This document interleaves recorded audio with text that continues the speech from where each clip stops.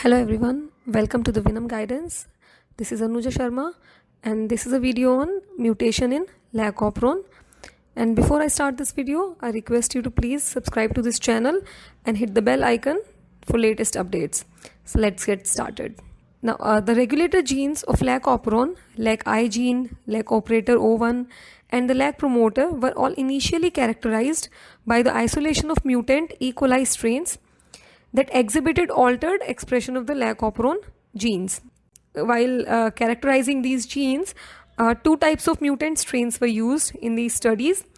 The first one are monoploid cells, which contains a single copy of lac-operon, and the second one is partial diploids, which contains F prime factors carrying lac-operon genes.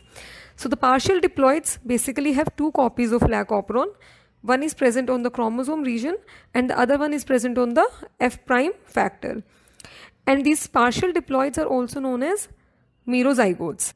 Now, what is the significance of partial diploid cells in all of this? See, partial diploids can be used to test the gene regulation with different combinations of different mutations in one cell. So lac-operon on chromosome can have one kind of mutation and lac-operon on F plasmid can have a different kind of mutation, and their overall effect on the expression of lac-operon and the expression of structural genes can be studied. Now first we'll discuss the mutations in monoploid cells. The first one is constitutive mutants. And constitutive mutants means the mutants which are in which the lac-operon is expressed constitutively, which means that the operon is expressed whether or not the lactose is present. Such kind of mutants are known as constitutive mutants, and the mutation that result in this kind of gene expression is called constitutive mutations. Now there are two types of constitutive mutants. First one is OC, which is when the mutation is present in operator region. See, when the mutation is present in the DNA sequence of operator, this leads to a defective operator region, means the operator to which the repressor binds is now defective, and repressor, whether it's present in active or inactive form, it cannot bind to this operator and the lac-operon is expressed constitutively. Now second type of constitutive mutants are I-. In these type of mutants, the mutation is present in the DNA sequence of lac-I, which is the lac repressor gene, and this kind of mutation either prevents the production of a repressor polypeptide or it produces a polypeptide which cannot bind to the operator sequence. So this also results in constitutive expression of lac-operon genes because of the absence of repressor at the operator region. Now there are two more kind of mutations that occur in lac repressor gene. First one is I-D. These type of mutants are formed due to the mutation in the lac repressor genes, which results in the formation of heteromultimers. Now what are heteromultimers?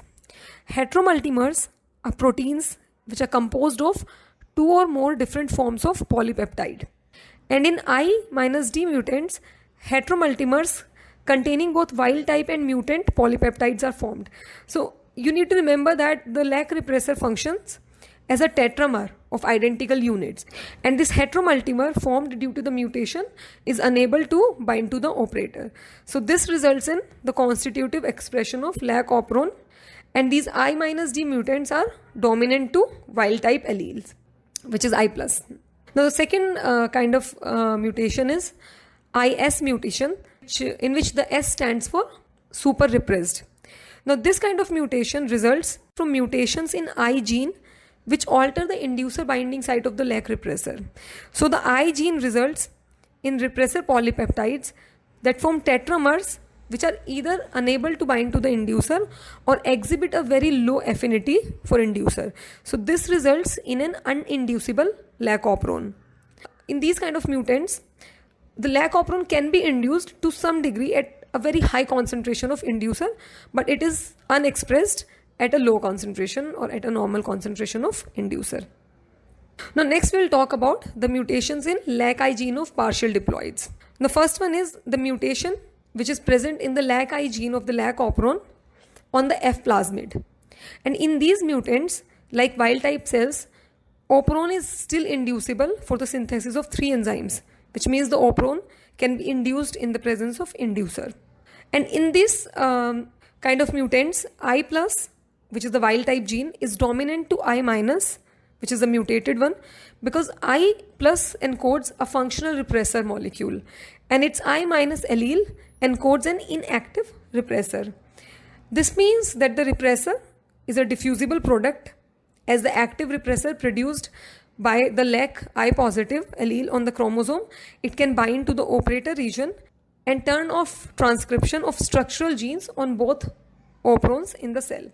Also, the lac repressor, it controls the expression of structural genes either cis or trans to the lac I allele, which means that I plus has both cis and trans dominance to I minus, or it is both cis or trans acting. Now, what are cis regulatory genes and what are trans regulatory genes? Cis regulatory genes are present on the same molecule of DNA as the gene whose expression they regulate. So cis acting elements, they do not encode any protein or RNA. And example of cis regulatory genes are operator. As we know that operator does not encode any RNA. Operator is simply a binding site for repressor molecule. And another example is promoter.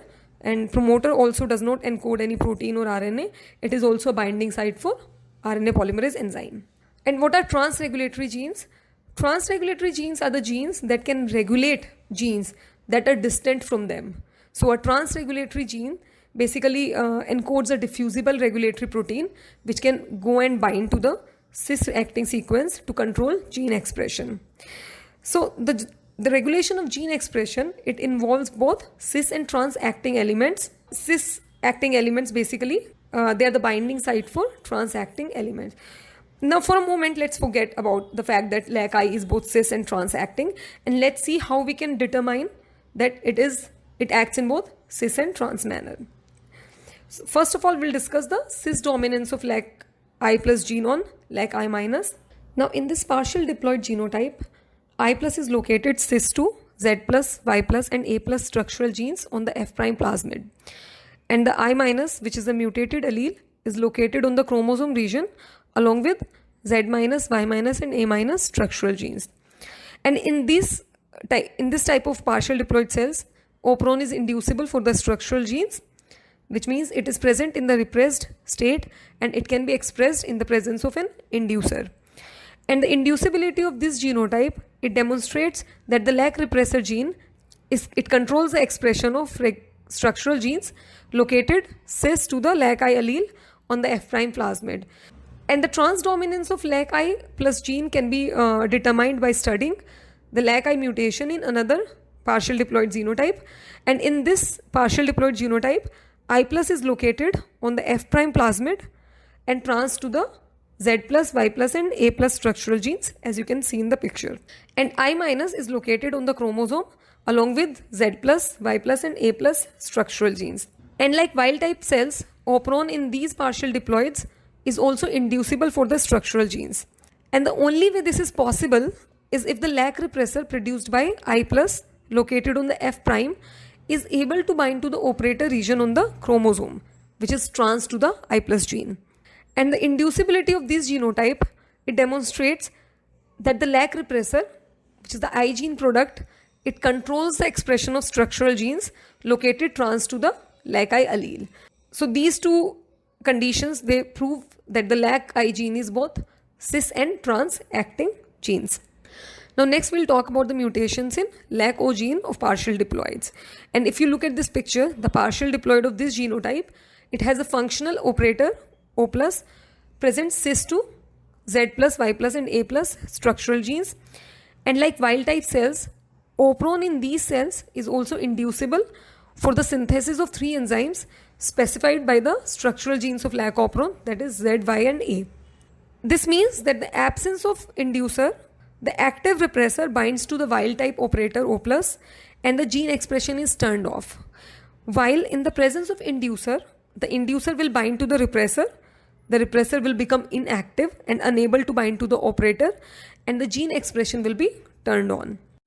An OC mutated operator is present cis to Z minus, Y minus and A minus gene. So the repressor, whether active or inactive, does not bind to this defective operator since it's mutated. and the structural genes are expressed. But since these structural genes are Z minus, Y minus, and A minus genes, they produce non-functional mutant enzymes. Now, operator constitutive mutations act only in cis manner. That means the lac operator controls the expression of structural genes which are located cis to the lac O allele.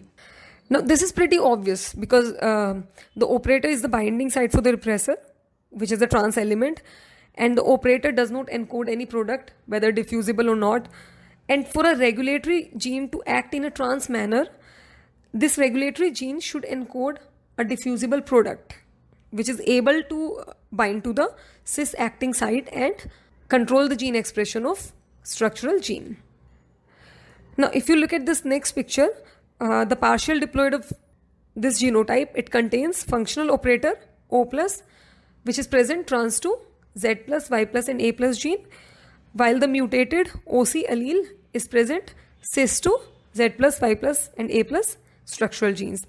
And these kind of mutants also exhibit constitutive expression of lac-operon, because the repressor produced by I+, which is the wild type allele, whether present in active or inactive form, it cannot bind to the operator because operator is defective due to mutation, and control gene expression of the lac-operon structural genes. Now, this further proves the cis acting nature of operator, and in this case OC, which is the mutated allele, is dominant to O+, the wild type allele. Now, lastly, we'll talk about the mutation of promoter region. Now, mutation in promoter, it does not change the inducibility of the lac-operon. It only changes the efficiency of RNA polymerase binding to the promoter, and thus the frequency of initiation of lac-operon and the expression of structural genes. So, if the change in the DNA sequence of the promoter, it makes it stronger, the affinity of RNA polymerase binding will increase, and thus the efficiency of transcription. Similarly, if the change in the DNA sequence of the promoter region, it makes it any weaker, the affinity of RNA polymerase binding decreases, and the efficiency of transcription also decreases. Also, the mutation in promoter region, it modifies the levels of gene expression in both an induced and uninduced state of lac-operon. So that's all in this video. If you have any questions or any suggestions, feel free to leave them in the comments. Thank you.